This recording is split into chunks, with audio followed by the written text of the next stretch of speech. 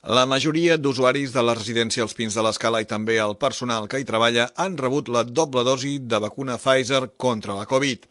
Des de finals de novembre no s'ha detectat cap cas positiu, mantenint-se la xifra de casos a zero. Són dades que es poden comparar a la majoria de residències de les comarques properes.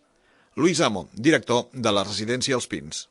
Bueno, actualmente en la residencia la situación respecto al coronavirus es muy buena, no tenemos ya ningún caso. Desde el mes de noviembre que tuvimos el brote no ha habido ningún caso, ni de residentes ni de trabajadores.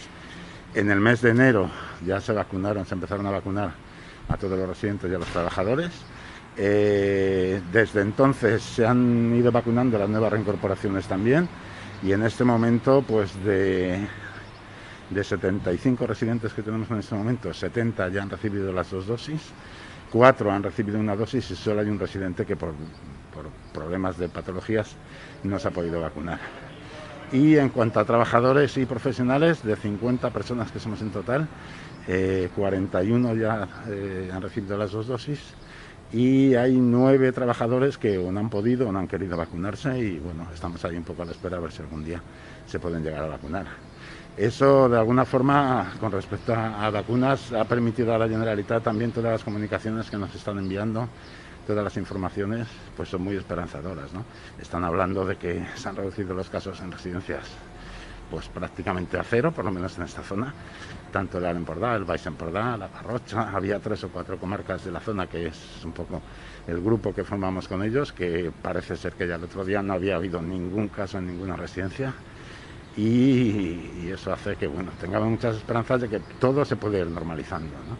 Amb mesures més suaus, els familiars ja poden visitar els interns i es permeten les sortides dels usuaris a l'exterior. Queda pendent la reobertura del centre de dia, tancat des de fa un any. Se va abriendo un poco, se van suavizando las medidas de restricción, siempre con mucha medida de seguridad, eso siempre, pero sí es cierto que se va abriendo un poco, que se puedan hacer más visitas, que incluso los residentes puedan salir con sus familiares fuera del centro para que, en vez de hacer la visita dentro, pues puedan dar un paseo fuera y puedan estar un rato con ellos. Y internamente incluso las actividades también se han ido normalizando, ya se hacen actividades grupales que antes no se podía hacer, y vamos normalizándolo bastante.